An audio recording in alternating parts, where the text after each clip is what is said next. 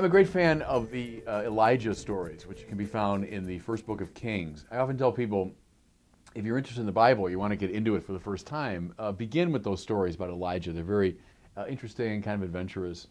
And Elijah is a figure whose name gives away the game. Elijah is an anglicization of Eliyahu in Hebrew. El means God, Yahu means Yahweh. Yahweh is my God. That's who Elijah is. He's someone who's very clear on his ultimate value, which is Yahweh. I've often said you can tell an awful lot about a person by what they worship. Worship just means worthship. That's where the word comes from. What's of highest worth to you? What's of highest value? So if your family is of highest value, you're a family man, you're a family woman. If your business is most important to you, you're a company man. You know, if sex is most important to you, you're a playboy or a playgirl.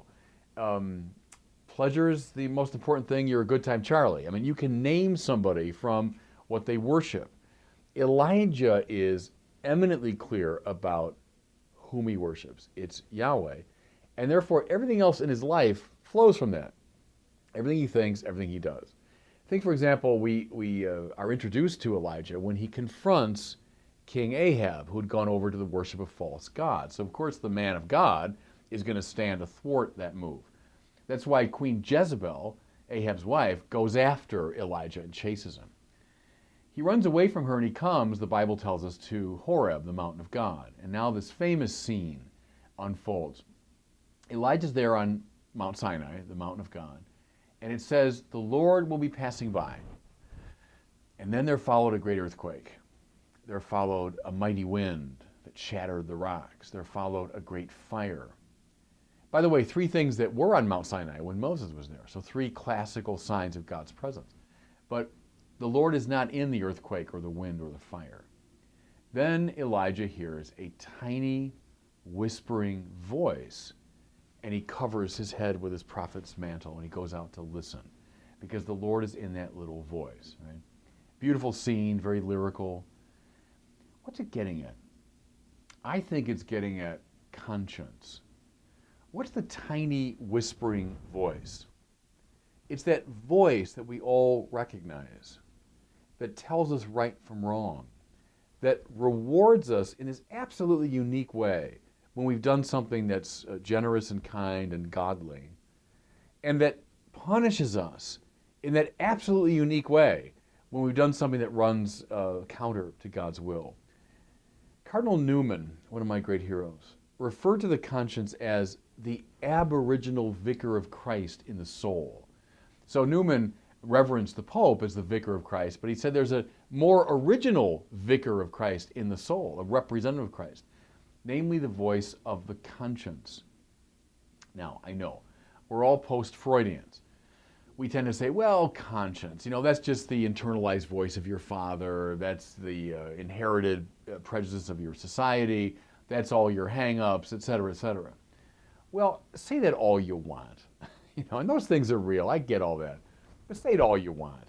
You cannot reduce the conscience to those things. There's something that is just so powerful and clear and integral about it that we know it's not just a matter of hang-ups and repressions or internalized voices of the Father. There's something about the conscience that presses upon us with enormous power.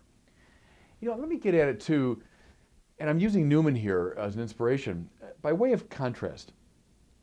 So I write an article every week. That's part of my job. And I kind of have a sense, having written things for many, many years, that's a good one. That article was good. I've got an inner sense that tells me, yeah, that article it's good, it's clear, it's interesting, etc. I've also got a pretty clear sense when an article isn't so good. I'll say, well, that one it's okay, but it's not really up to par, or that's really a second-rate article. Now, I know that feeling, and I know the positive quality of that feeling. I also know the negative quality of that feeling. My point is, it's not like the conscience. What I feel when I say, yeah, I've written a good article, it's good, it's a good feeling. It's not like the feeling that I get from doing something morally right. Or the feeling I get from writing a bad article. It's bad, but it's not like the feeling of conscience, when I've done something morally wrong. We'd use the word shame there. You know, I'm ashamed when I do something that is cruel or unjust or manipulative or disrespectful. I feel ashamed of that. I don't feel ashamed when I write a bad article. I feel bad about it. I regret it, you might say, but I don't feel ashamed. And see, here's Cardinal Newman's point. We call the conscience a voice. I don't call that sensibility about the article a voice. The voice of my literary sensibility told me. I don't say that. But I do say the voice of my conscience told me that's the right thing to do, or that was a bad thing to do. Now, why? Why? Because the conscience places us in the presence of someone that we love. That when you are rewarded by your conscience, it's the feeling you get when you've pleased someone that you love. When you are punished by your conscience, it's the feeling you get when you have hurt or disappointed someone that you love.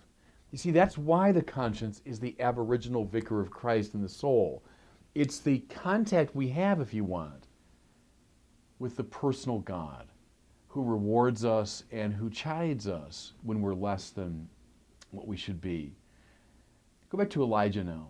Eliyahu, the man of God.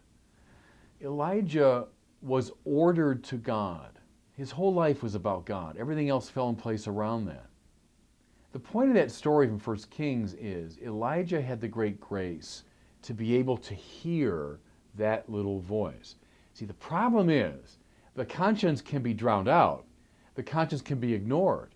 We can look the other way because there are 1,000 voices competing for our attention. 1,000 voices, and they're more like earthquakes and fire and wind. They're more extraordinary. And they call out to us, live this way, do this, don't do that. Think of a kid coming of age now in our culture being told in a million ways, here's what you should do, here's the life you should lead, follow this person. Do you have the capacity, amidst all those voices, to hear that tiny whispering voice? Because that's the one you got to pay attention to. The Lord said, it profits a man nothing to gain the whole world and lose his soul. You know, there are voices that are calling out to young people that might actually promise them and even deliver to them the whole world. All the pleasure and money and power and so on they want.